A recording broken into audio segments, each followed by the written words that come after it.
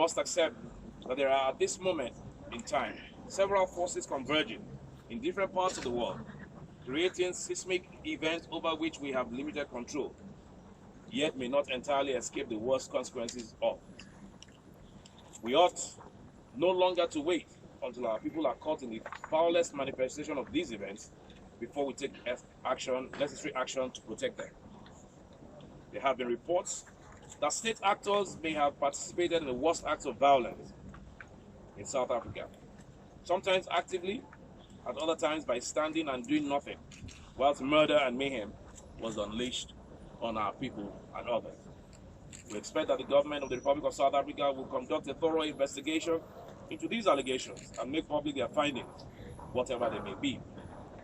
Where any of these claims are determined to be true, we expect also that the individuals responsible will be held accountable to the highest degree permitted by law. Ladies and gentlemen, fellow Nigerians, it is unusual for the full complement of the House leadership to come out and stand together for a joint conference.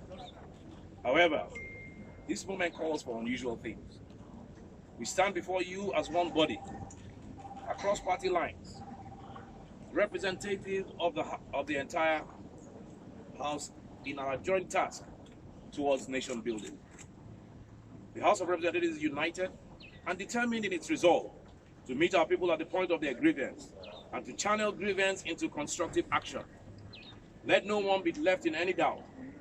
We will seek and we will obtain, by whatever means available, due restoration and recompense for all that has been lost in this latest conflagration and all the ones that have come before us. We are committed to a sustained and special effort to see that the ends of justice are met for all our people who have suffered. We have heard the cries of our citizens and we have witnessed their devastation. We will mourn for the dead and cry for the lost, but we will not stop there. As we continue to work towards restoration, for those of our brothers' protection against such harms is peace, progress, and prosperity in the homeland. The leadership of the House commends the actions thus far taken by the President, Muhammad Buhari, GCFR, through the Honorable Minister of Foreign Affairs, in communicating the government's extreme displeasure at what has occurred and taking action to see to the return of those our citizens who are willing to come home at this time. We will further ask that the President direct the Ministry of Health to assist the families of the bereaved in expediting the return of loved ones who have lost their lives in these unfortunate events. The leadership of the House of Representatives will also shortly invite the Honorable Minister of Foreign Affairs, the Nigerian Ambassador to the Republic of South Africa, the Chairman of the Nigerian Diaspora Commission, and other stakeholders to jointly consider the causes of these latest incidents of organized mass violence and murder of our people. We intend not only to determine the causes of these latest events, but also to assess and account for the losses in life and property that have occurred. This will allow the government to more accurately demand reparations to compensate our citizens who suffered in this recent orgy of violence. The House of Representatives is ready to authorize legal funding for those citizens who wish to take legal action against identified perpetrators of the violence, as well as those who sponsored them or permitted their actions to occur and continue.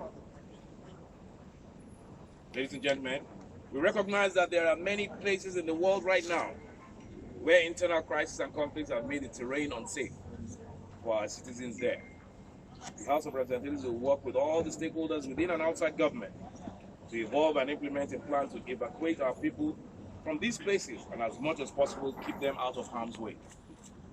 We must accept that there are, at this moment in time, several forces converging in different parts of the world, creating seismic events over which we have limited control, yet may not entirely escape the worst consequences of. We ought no longer to wait until our people are caught in the foulest manifestation of these events before we take necessary action to protect them. There have been reports that state actors may have participated in the worst acts of violence in South Africa.